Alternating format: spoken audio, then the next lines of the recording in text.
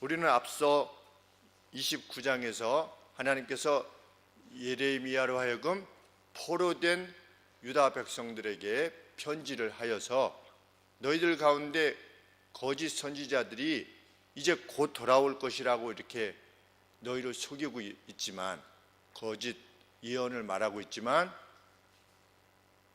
너희의 죄악을 다 감당하기까지 70년이 될 때까지 너희가 거기 있을 것이니 너희는 그들의 말에 속지 말고 그들의 성에 거하며 거기서 집을 짓고 자녀들을 많이 낳도록 해라. 그리고 회개하면서 70년을 기다려라 하는 편지를 그들에게 보내라고 하셨다는 것을 우리가 들었습니다. 그래서 예레미야가 이미 포로되어 간 유다 백성들에게 그 편지를 보내는 것이죠.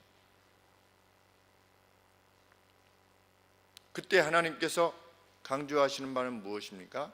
두 가지지요. 포로됨이 70년이 될 것이다. 그리고 70년 뒤에는 반드시 돌아오게 될 것이다. 이 주제를 지금 계속해서 30장에서도 다시금 언급하고 계시는 것입니다. 우리 1절 말씀에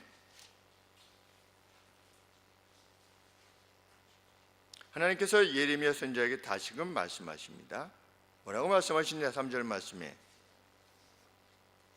내가 내 백성 이스라엘과 유다의 포로를 돌아오게 할 때가 반드시 있을 것이다. 먼저 하나님께서 강조하시는 바는 돌아오게 할 것이라는 거죠. 그 점에 있어서는 분명하다 라고 하는 것을 지금 말씀하고 계십니다. 그래서 돌아와서 그들이 그 열조에게, 아브라함에게 준 땅으로 돌아와서 거기서 살게 될 것이다. 그런데 돌아오기 전까지의 그 70년이 어떨 것이다? 그냥 쉽게 돌아오는 것이 아니라 너희의 죄악으로 인해서 너희가 고통을 당하게 되는 것은 분명한 것이다. 5절 말씀에 여호와께서 이같이 말씀하시되 우리가 떨리는 소리를 들으니 두려움이요 평안함이 아니로다. 왔다 갔다 하면 안 돼요. 예배 시간에, 그렇지? 오늘 소율이 하고 하율이는 저 방 안에 가서 네.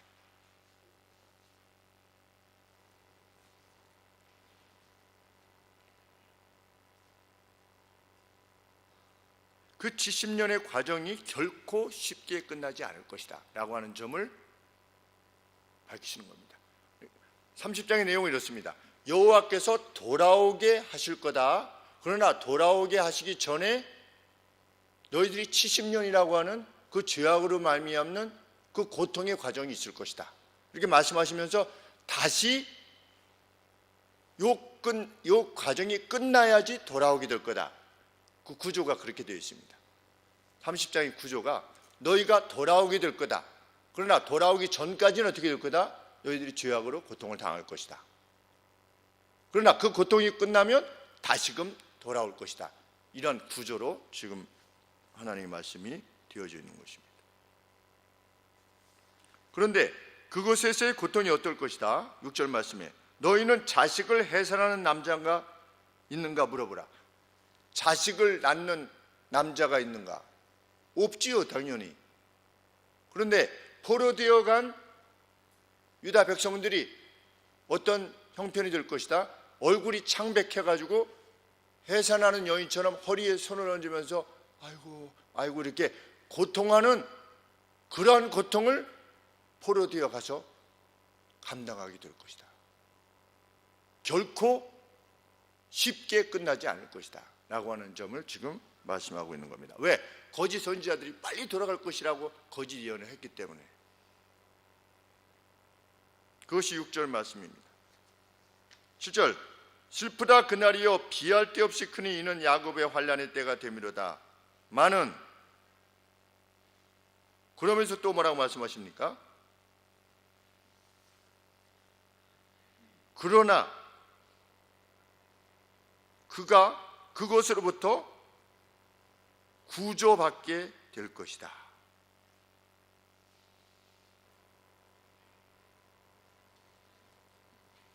돌아오게 될 것이다. 그간에는 고통을 당할 것이다. 그러면서 고통의 내용을 설명하는데 마치 애굽 가운데 애굽에서 괴로워했던 이스라엘 백성들처럼 하나님께서 그들을 건져내실 것이다.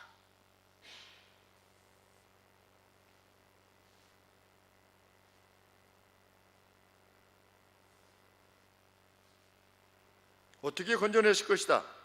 8절에 만군의 여호와가 말하노라 그날에 네가 너희의 목에서 그 멍에를 꺾어버리며 너희의 줄을 너희 본들을 엇꺼매는 이 줄을 끊어버릴 것이다. 찢어버릴 것이니 이방인이 다시는 너희 이스라엘을 유다를 부리지 못하게 될 것이다. 언제? 70년 뒤에. 그리고 하나님께서 무엇을 약속하십니까? 9절 말씀에 너희는 너희 하나님 나 여호와를 섬기며 내가 너희를 위하여 일으킬 너희 왕 다윗을 섬기게 될 것이다. 너희들은 고통 후에 70년 뒤에 돌아와서 회복이 되어지고 누구를 섬기게 될 거다? 나를 섬길 것이며 내가 너희를 위하여 세울 왕 다윗을 섬길 것이다. 그 다윗이 누구겠습니까? 예수 그리스도시죠.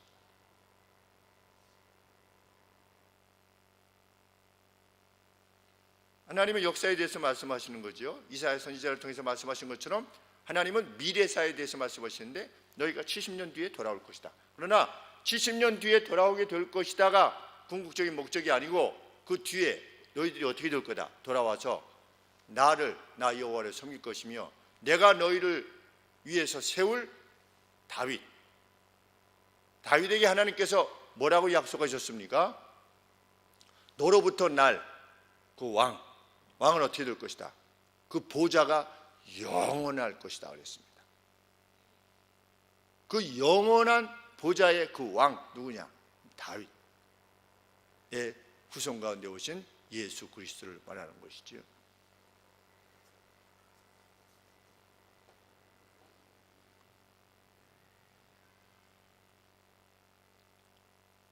우리 학개서 2장 20절 이하에 보시면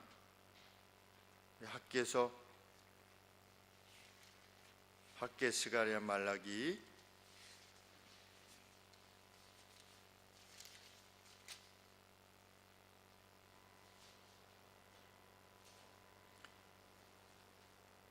(1312쪽입니다) 학개 2장 20절에 보시면 그달 24일에 여호와의 말씀이 다시 학개에게 임하니라 가라사대 너는 유다 총독 스룹바벨에게 고하이르라. 여기 스룹바벨은 누구냐면 538년 주전 538년 고레스 왕의 명령을 받아서 1차 귀환할 때 이스라엘 백성의 총독이었습니다. 그때 선지자로서는 에스라가 같이 동행한 겁니다. 우리 성경에 있는 에스라, 총독으로서는 스룹바벨이 돌아온 겁니다. 마치 3차 귀환 때 느헤미야가 총독으로 돌아온 것처럼 1차 귀환이 에스라와 스룹바벨에 의해서 이루어진 것이죠. 2차 귀환은 에스라, 그리고 3차 귀환은 느헤미야를 통해서 이루어졌는데 지금 학개가 어느 시대 사람이냐? 이 스룹바벨, 에스라 시대의 사람인 것이죠. 그래서 536년에 돌아왔는데 이스라엘 백성들이 하나님의 성을 재건하지 않은 겁니다. 자기 집을 먼저 짓고 자기 집들은 지었어요. 그런데 하나님의 성전을 짓는 것에 대해서는 관심이 없었어요. 그래서 하나님께서 학개 선지자에게 주신 말씀이에요. 너희는 너희 집은 지으면서 어떻게 내 집에는 관심이 없느냐 라고 하는 바로 그때입니다. 그래서 21절에 너는 유다 총독 스룹바벨에게 고하이르라. 내가 하늘과 땅을 진동시킬 것이요 열국의 보좌를 얻을 것이요 열방의 세력을 멸할 것이요 그 병거들과 그 탄자를 엎드려뜨리리니 말과 그 탄자가 각각 그 동무의 칼에 엎드려지리라. 나 만군의 여호와가 말하노라. 스알디엘의 아들 내 종 스룹바벨아 나 여호와가 말하노라. 그날에 내가 너를 취하고 너를 인을 삼으리니 이는 내가 너를 택하였음이니라. 만군의 여호와의 말이니라. 그래서 하나님께서 이스라엘을 회복하게 하시겠다는 말씀이, 그리고 그것을 위해서 택함을 받은 존재가 스룹바벨이라고 하는 차원에 있어서는 부분적으로 하나님의 그 큰 계획이 성취된 것입니다. 그러나 스룹바벨이 비록 다윗과의 후손이라 할지라도 스룹바벨을 왕이라고 성경에서 부른 적이 없습니다. 그런데 오늘 예레미야 말씀에 의하면 9절 말씀에 너희는 너희 하나님 나 여호와를 섬기게 될 것이며 또 내가 너희를 위하여 일으킬 너희의 왕 다윗을 섬기게 될 것이다. 이렇게 말씀하시므로 하나님을 섬기는 것과 하나님이 일으키실 다윗 왕을 섬기는 것을 동격으로 놨습니다. 그러니까 신적인 경배를 받게 되는 거지요. 그런 차원에서 예수님이 여기서 언급되고 있는 말씀이라는 것을 알게 됩니다.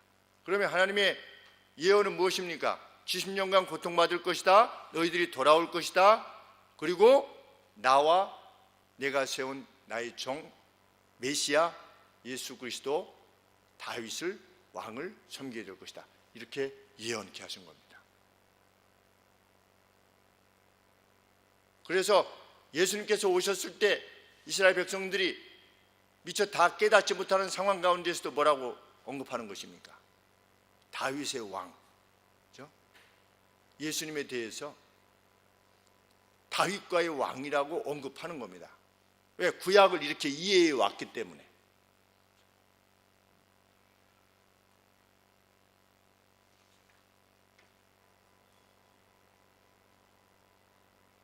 그리고 우리 에스겔 34장 23절에 보시면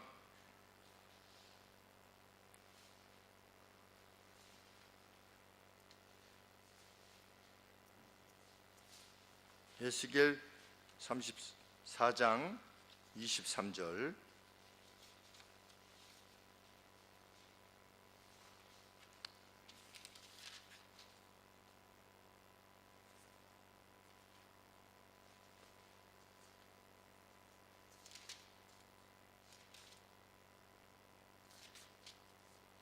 내가 한 목자를 그들 위에 세워 먹이게 하리니 그는 내 종 다윗이라. 그가 그들을 먹이고 그들의 목자가 될지라. 나 여호와는 그들의 하나님이 되고 내 종 다윗은 그들 중에 왕이 되리라. 나 여호와의 말이니라. 하나님께서 에스겔 선지자를 통해서도 무엇을 약속하십니까? 내 종 다윗 그들 중에 왕이 될 것이다. 내가 한 목자를 그들 위에 세워서 그로 하여금 그들을 먹이게 할 것이다. 그리고 그들의 목자가 될 것이다. 그런데 우리 오병이어의 사건을 보시면 사람들이 5천 명이 푸른 풀밭 위에, 푸른 잔디 위에 마치 양떼처럼 그룹으로 이렇게 모여서 앉아있고 예수님이 나누어 주셨죠. 제자들이 갖다 놓았죠. 그 무엇을 연상케 하는 겁니까? 목자가 양들에게 먹일 꼴을 주시는 것을 연상케 하는 겁니다. 누구시다? 예수님이 바로 구약에서 예언한 에스겔 선지자가 예언한 바로 그 목자시다 라고 하는 점을 신약의 기자들이 기록해 놓는 것입니다. 성경에는 짝이 있다는 말이 이런 의미에서의 언급입니다. 짝이 있다. 이것은 구약에서 말씀하신 바가 신약에서 반드시 언급된다는 것이지요. 그래서 성경을 읽는 사람은, 성경을 정말 깊이 연구하는 사람은 이것을 신의 말씀으로 이해할 수밖에 없다는 것입니다. 왜? 말씀하신 것을 성취하셨기 때문에. 근데 한번 무슨 에라스무스가 아니라 무슨 이언가 있죠. 유명한 21세기의 21세기 초반에 세계 전쟁이 있을 것이다 라든지, 그건 그 예언도 아니잖아요. 그냥 단순하지 않습니까?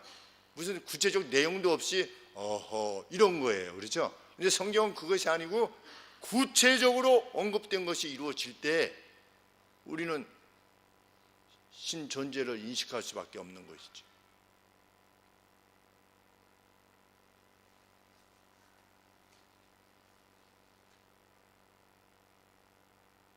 그래서 우리는 10절에 그러므로 나 여호와가 말하노라 내 종 다윗아 두려워 말라 이스라엘아 놀라지 말라 내가 그를 원방에서 구원하고 내 자손을 포로된 땅에서 구원하리니 야곱이 돌아와서 태평과 안락을 얻을 것이라 라고 한 때가 언제냐? 예수 그리스도의 때라는 것을 알게 됩니다. 단순히 70년 만에 돌아온 땅을 말하는 것이 아니라 태평과 안락, 이것이 언제 주어지느냐? 왕 다윗의 지배를 받을 때, 그분의 통치가 이루어질 때 가능케 될 것이라는 것을 알게 됩니다.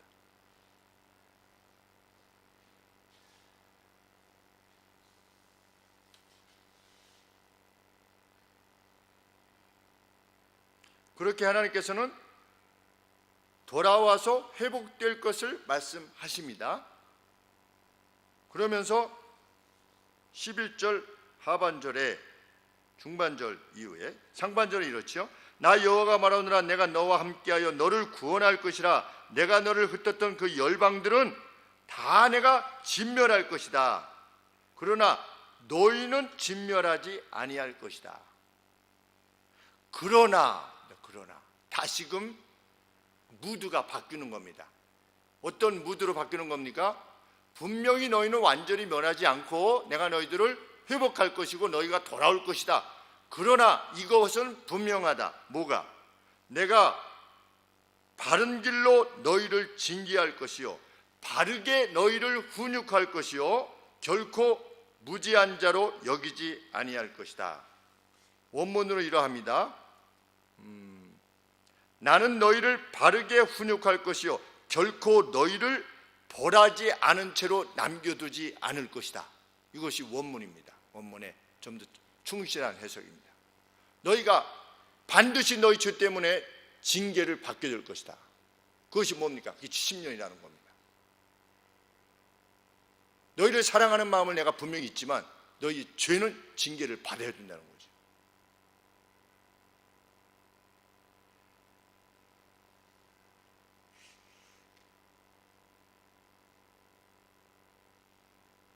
그래서 그들이 어떻게 될 것이다? 12절 말씀에 너희의 상처는 고쳐질 수도 없고 너희가 상한 것은 아주 중하도다. 너희의 송사를 변호할 자도 없을 것이며 너희의 상처를 싸맬 약이 없게 될 것이다.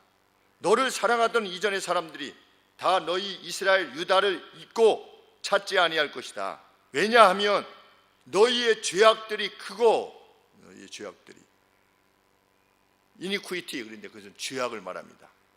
허물이라고 하는 건 죄악을 말합니다. 너희의 죄가 수다 많은 뉴머러스하다. 아주 수가 많은 거지요. 물리나요 내가 대적에 상하게 하는 그곳으로 너희를 상하게 하며 내가 나 하나님이 잔악한 자의 징계하는 그곳으로 너희를 징계할 것이기 때문이다. 그러니까 하나님께서 그들의 죄악을 결코 벌하지 않은 채로 내버려 두시지 않을 것이라는 거죠. 우리는 이것을 마음에 깊이 새겨야 되겠습니다. 우리가 하나님 앞에 예수님을 믿으면서도 죄를 지으면 그 죄의 영향이 우리를 훈육하시기 위한, 우리를 사랑하시는 것은 분명하지요. 그런데 그 죄악을 포기하지 않고 그 죄악이 중다하고 그 죄악이 많으면 하나님께서 우리를 징계하실 수밖에 없다는 겁니다. 그리고 징계가 오면 속히 벗어나게 해달라고 하는 것이 우리의 바람일 수 없다는 것을 알게 됩니다. 우리는 겸비하게 70년을 기다려야 되는 거지요. 어떻게 보면 하나님이 그 때를 거두실 때까지 우리가 죄악이 내가 하나님을 떠나가지고 그 결과로 어떤 괴로움이 올 때 이거 별거 아니야, 곧 끝나겠지 뭐. 또 내가 어떻게 하다가 하나님을 떠난 상태에서 내 몸에 고통이 와요. 뭐 작은 고통이든 큰 고통이든 이거 뭐 어떻게 하다가 뭐 오는 거겠지 뭐, 이렇게 해가지고서는 안 된다는 겁니다. 겸비하게 기다리는 것이죠. 하나님께서 그 때를 거두실 때까지. 그런데 자주 많은 경우 자신이 하나님을 섬기면서도 아직도 버리지 못한 것들로 인해서 그렇게 괴로움을 당하는 경우가 얼마든지 있을 수 있는 겁니다. 그것은 구원에 관한 구원을 취소시킬 만한 그러한 죄악들이 아닐 수 있지요. 그러나 우리가 하나님의 뜻대로 행하지 않음으로 인해서 그 영향으로 인해서 계속해서 그 괴로움 가운데 그것을 하나님께서 씻어내기를 원하시기 때문에 주시는 괴로움 가운데 거할 수 있다는 것을 우리가 염두에 두어야 됩니다.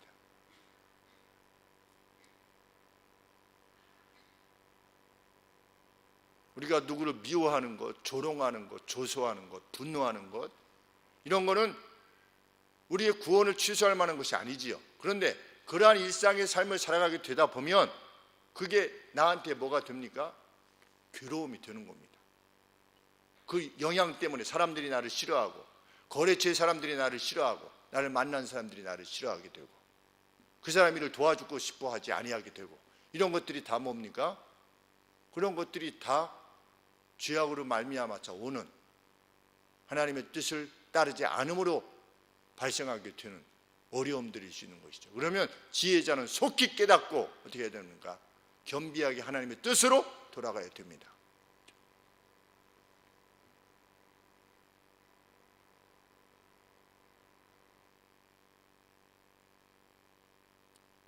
우리가 늘 기도해 온 바처럼 자기가 원하지 않았던 사람이 대통령이 되었다. 성경은 그를 위해서 기도할 것을 요청하는 것입니다. 그렇게 하지 않는다면 그는 하나님을 믿는 사람이 아닌 것입니다. 왜? 하나님의 말씀을 따르지 않는 것이니까.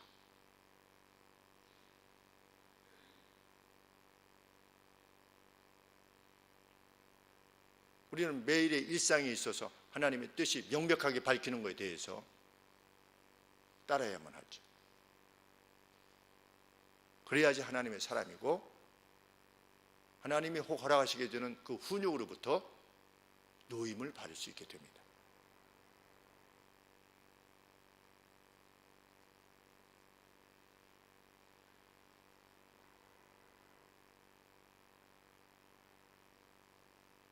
하나님께서는 다시금 그들의 죄악에 대해서 반복해서 말씀하십니다. 15절 말씀에 어찌하여 내 상처를 인하여 부르짖느뇨? 너희의 고통이 나을 수가 없을 것이다. 부르짖어도 고통이 나을 수 없을 것이다. 왜? 내 죄악의 큼과 죄의 수다함을 인하여 내가 내게 이 일을 행하였기 때문이다.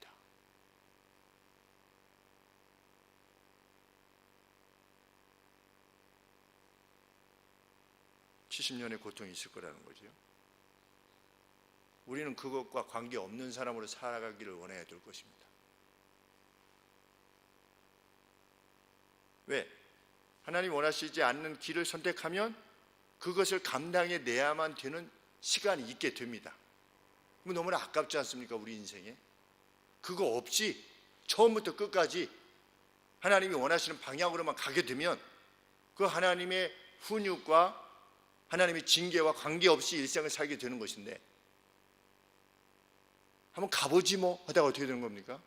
가보지 하다가 고생 진탕하고 나중에 인생의 후반에 와서야 내가 그러지 말걸, 꼭 인생이 그런 인생을 살면 얼마나 어리석은 인생을 살게 되는 것인가 하는 생각을 하게 되는 것입니다.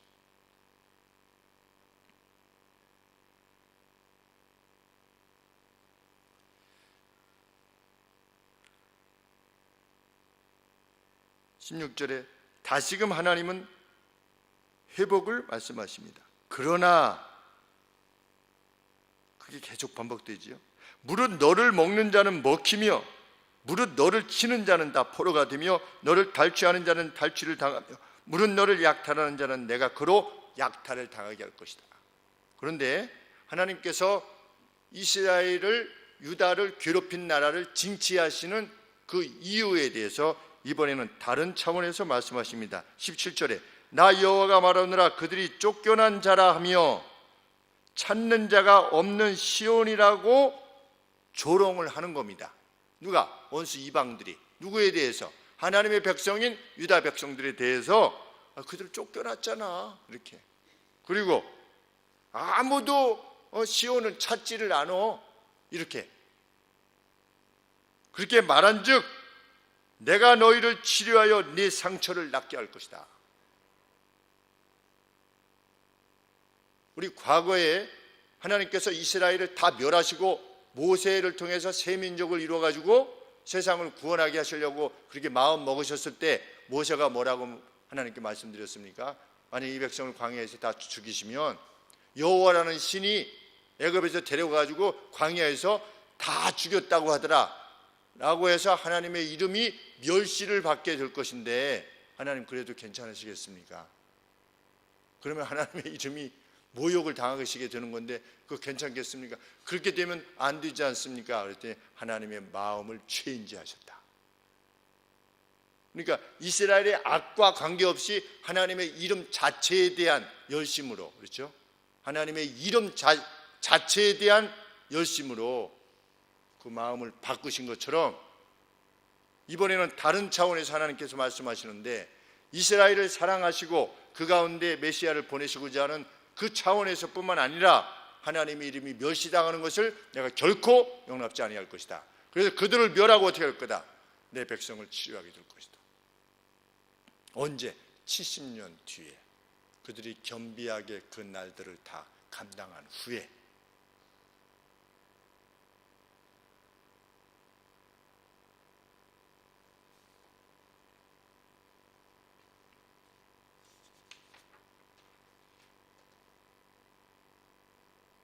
하나님께서는 야곱의 장막의 성쇠를 회복하고 18절 말씀에 보라 내가 포로된 야곱의 장막들을 회복하고 그 거하는 곳들을 긍휼히 여길 것이라. 그 성읍은 자기의 산에 중건될 것이요 자기의 산이라고 그랬는데 원문에는 폐허, 그 성이 그 폐허 위에 다시 세워질 것이다. 지금 다 우리 느헤미야서에 보면, 우리 1장에 보면 예루살렘 성문이 다 불타고 그 안에 막 그 자칼들이 살고 그런 그 폐허 위에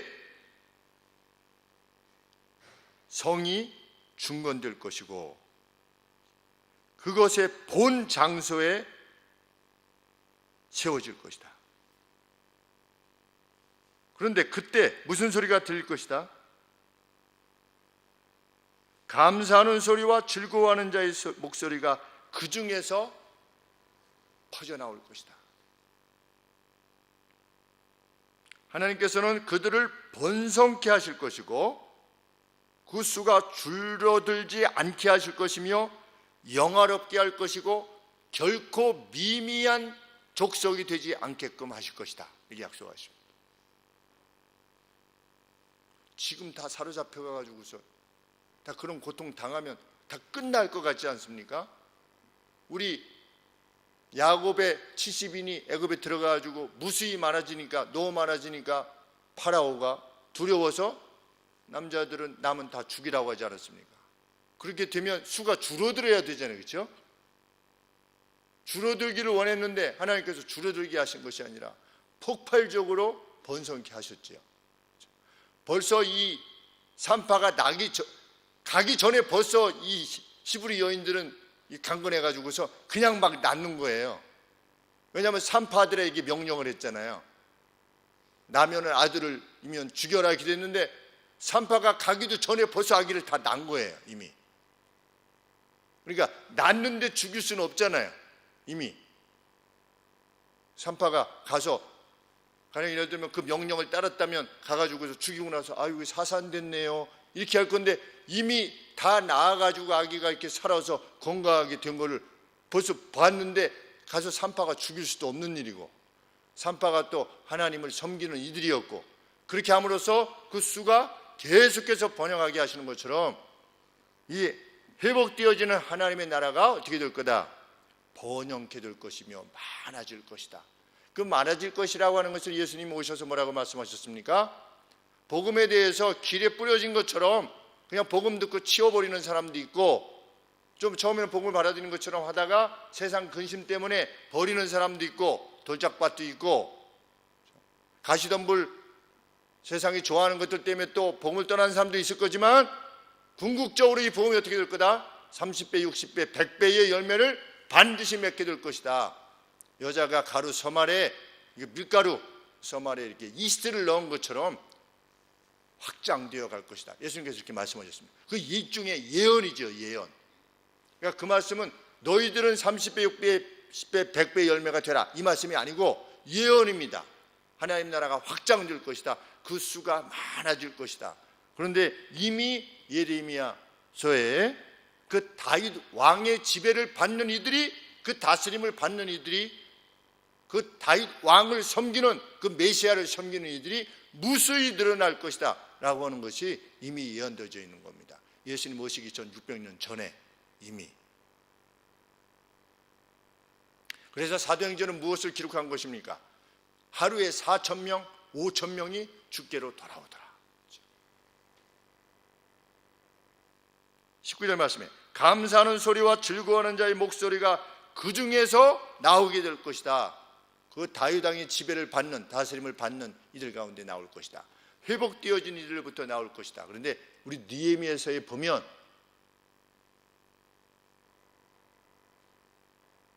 (445년인가요) 느헤미야가 돌아와서 예루살렘을 중건했을 때 그 즐거워하는 소리가 멀리까지 들렸다.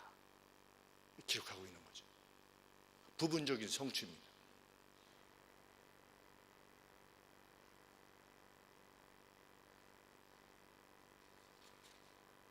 그리고 그러한 기쁨을 행하는 주체자가 누굴 것이냐에 대해서 다시 앞서 언급하신 다윗 왕에 대해서 언급하십니다.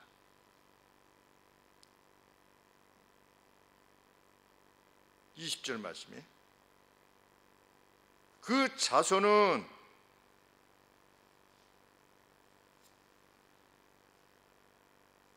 이전과 같이 될 것이며, 그 자손들은, 하나님의 자손들은 이전과 같이 될 것이며, 그 회중은 내 앞에 굳게 설 것이며, 무릇 그를 압박하는 자는 내가 다 멸할 것인데, 그를 누가 지배하느냐, 다스리느냐.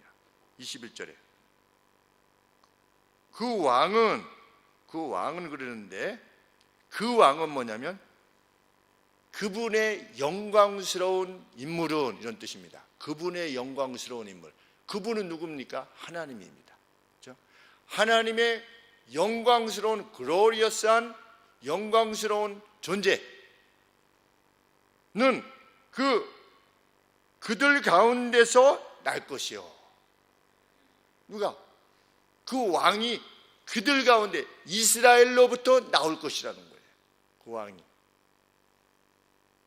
그 통치자는 그들 중에 나올 것이며, 그 이스라엘 가운데 누가 올 거다? 그 통치자가 올 것이다. 그러면 그 통치자가 누구냐? 내가 그를 가까이 오게 함으로 그가 내게 접근하리라, 어프로치하리라.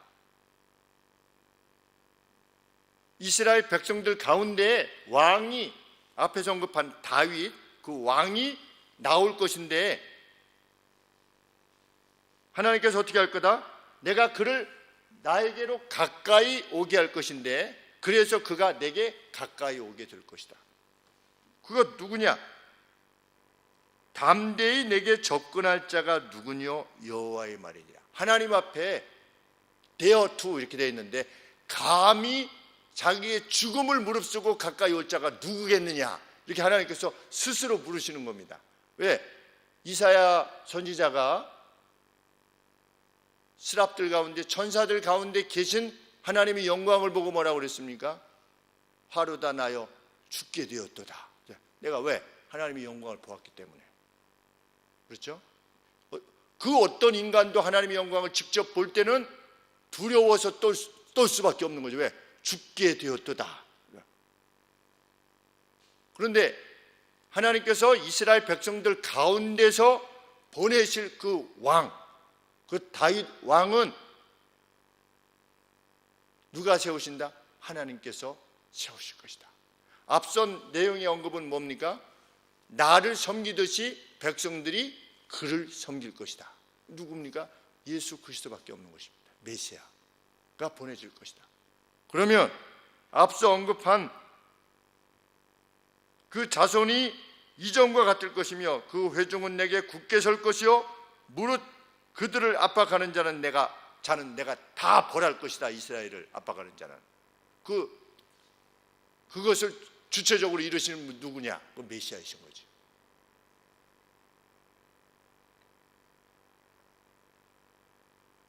너희는 내 백성이 되었고 나는 너희 하나님이 되리라. 누굴 통해서? 그 하나님께서 보내실 그 통치자를 통해서. 그가 하나님한테 가는 이유는 뭡니까? 백성들의 왕이요, 백성들의 중재자로서 하나님 앞에 나아가는 것이죠. 감히 하나님 앞에 감히 나가서 중재자 역할을 할 수 있는 존재가 누굽니까? 하나님의 아들 예수 그리스도밖에 없는 것입니다. 이렇게 신약의 예수님은 구약의 예레미야 선지자를 통해서도 예언되신 겁니다. 그런데 구약의 각 선지자들을 통해서 각각이 그 말씀의 내용 중에 이렇게 메인 포인트로 예언케 하신 거지. 이것이 하나씩 둘씩 우리의 인식 가운데 쌓이면 우리는 신 존재를 인식할 수밖에 없게 되는 것입니다. 말씀하시고 이루셨으니까. 그래서 우리는 이 거대한 역사를 보는 거지요. 우리가 이 시대, 현재라고 하는 2017년에 여기를 살면서도 앞선 세대를 보고 하나님께서 또 이루실 것이라고 하신 그 미래 세대를 보는 겁니다. 그러면 우리 현재적인 그 어떤 것 때문에 우리가 오늘 아침에 그 빌립보서를 통해서도 배웠듯이 사도 바울이 내 개인적으로는 여기를 떠나가지고 주와 함께 있는 것이 훨씬 좋다. 내 개인적으로는 나 죽는 것이 더 낫다. 그런데 여러분들 때문에 할 수 없이 내가 여기 여러분을 돕기 위해서 하나님께서 나를 살려주실 것을 확신한다. 나로서는 손해라는 것이죠. 그렇죠? 빨리 가서 주님을 만나는 것이 나는 더 기쁜데, 그렇게 말할 수 있는 존재로 오늘을 살아가는 거지요. 그런 사람이 무슨 누구를 조롱하고 누구에 대해서 분노하고 시기하고 미워하고 어떻게 그럴 수 있다는 것이죠. 그에게는 무엇만 남게 될 것입니까? 항상의 감사와 기쁨만이 남게 될 것입니다. 왜? 우리가 그분의 통치 영역에 속한 존재로 오늘을 살아가는 거니까. 우리가 이 땅에서 어떤 모습으로 살아가든지 우리가 궁극적으로는 다 그것에 이르게 될 것입니다. 무엇만 남게 될 것입니까? 우리가 주의 나라 위해서, 이 말씀하시고 이루어 가시는 주님의 나라를 위해서 어떤 수고와 헌신과 희생을 다했느냐, 그것만이 남을 것입니다. 그러면 주님의 나라는 무엇입니까? 하나님의 사람들로 구성된 것이지요. 그래서 나의 행함 전부가 살든지 죽든지 그리스도를 위해서 행하는 겁니다. 내게 지금 맡겨주시는 일이 무엇이든지 간에 내가 이 왕이신 그리스도를 전하면서 사는 겁니다. 그가 역사의 주인이시다라고 하는 것을 알리기 위해서 오늘 일하는 거지요. 오늘 내 사업을 하는 겁니다. 내 직장에 가서 일하는 것이고 내 주변의 사람들을 접하는 것이고 그것만이 남게 될 것이죠.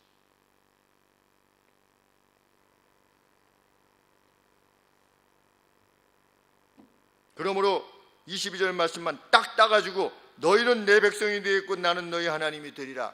이게 사람들이 속성이 뭡니까? 좋은 것만 딱 가져가는 거예요. 이 말씀 중에서 그 말씀이 어디에 문맥 가운데 있게 들어있어서 그게 무슨 뜻이냐를 생각하기보다 여인이 어찌 젖 먹는 아이를 잊겠느냐, 그녀는 잊을지라도 나이는 너를 잊지 아니할 것이다. 이런 본문만 딱 따가지고 이렇게 하나님께서 말씀하시는 그 더 큰 말씀은 뭡니까? 회개하라거든요.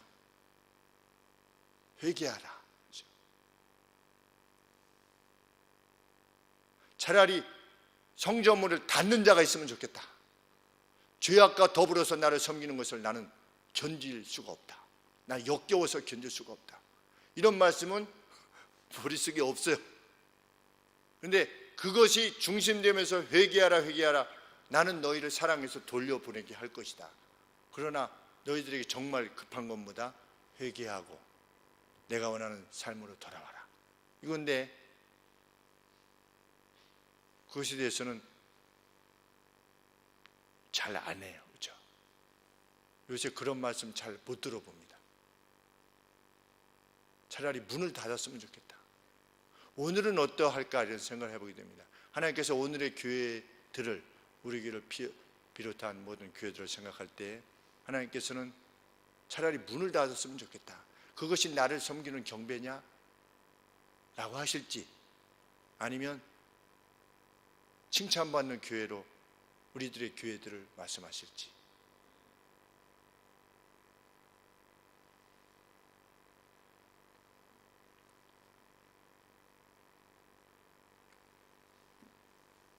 포로된 백성들에게도 희망은 무엇이었습니까? 예수 그리스도이셨습니다.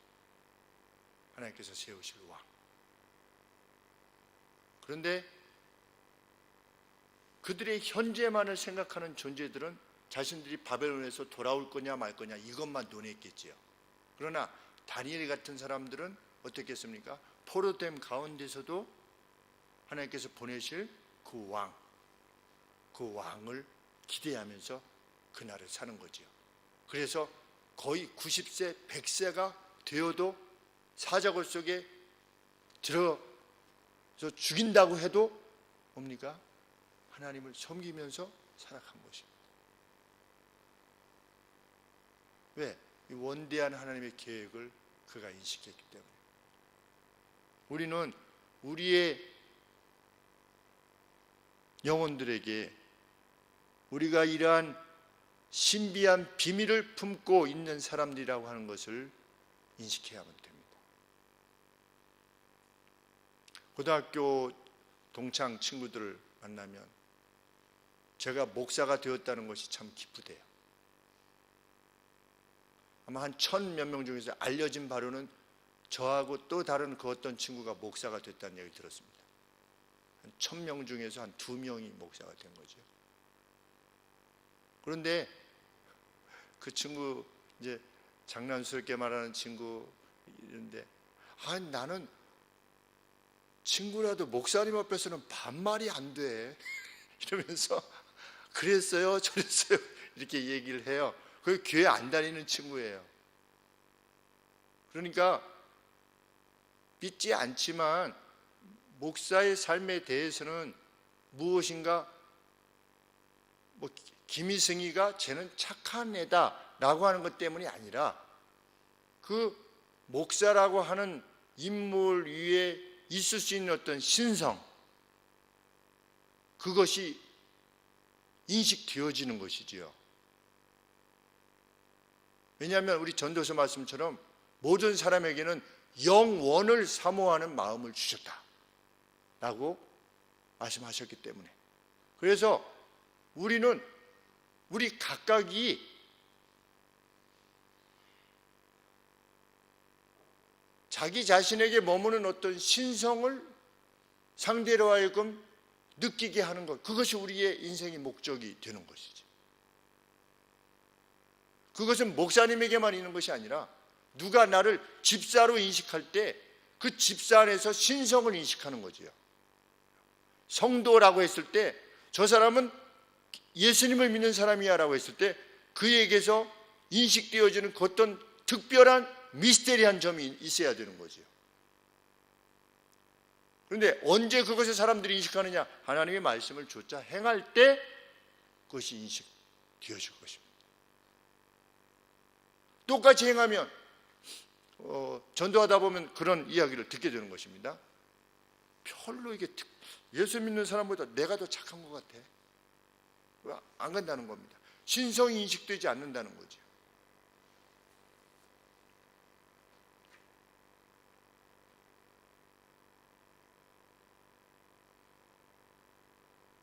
(23절에) 보라, 여호와의 노가 발하여 폭풍과 회리바람처럼 악인의 머리를 칠 것이라. 70년 동안 나 여호와의 진노는 내 마음에 뜻한 바를 행하여 이루기까지는 쉬지 아니할 것이다. 70년 동안 너희가 말일에 되어서야 그것을 깨우치게 될 것이다.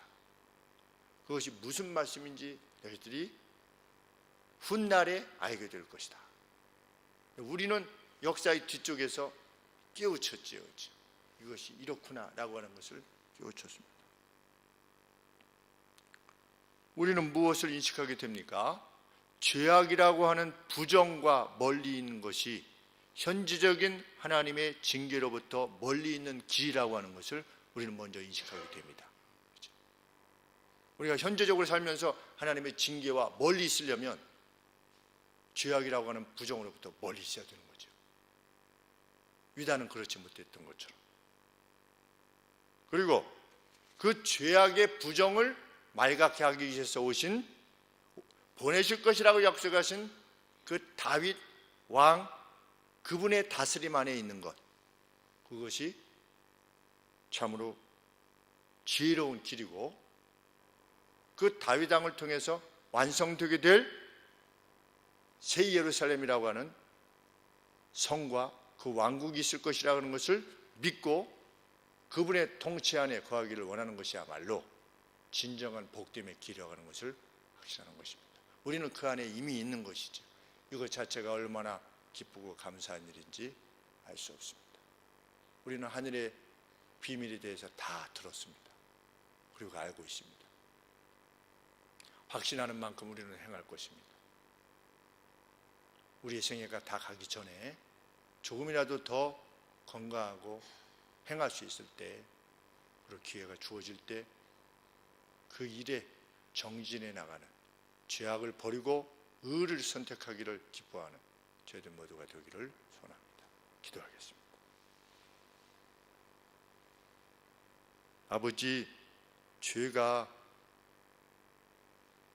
반드시 그 죄악에 끼친 영향에 대해서 징계를 받지 않고서는 그것이 지나가지 않게 하리라고 하신 하나님의 말씀을 읽게 됩니다.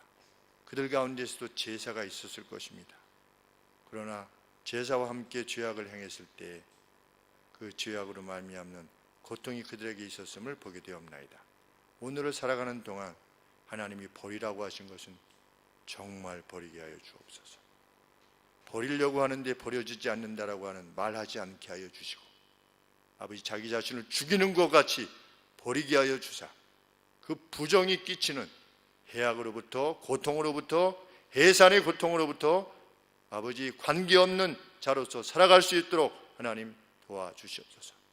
멀리 약속하신 하나님 아버지, 메시아를 보내시겠다고 하신 약속대로 보내신 하나님, 이제 그 메시아가 두 번째 다시 오셔서 이제는 통치하는 주로서 우리를 다스리실 것이라고 하는 사실을 말씀해 주셨사오니 그날을 사모하는 자같이 오늘을 살게 하여 주시고 오늘 하나님의 시민으로서 살게 하여 주시옵소서. 예수님의 이름으로 기도합나이다. 아멘.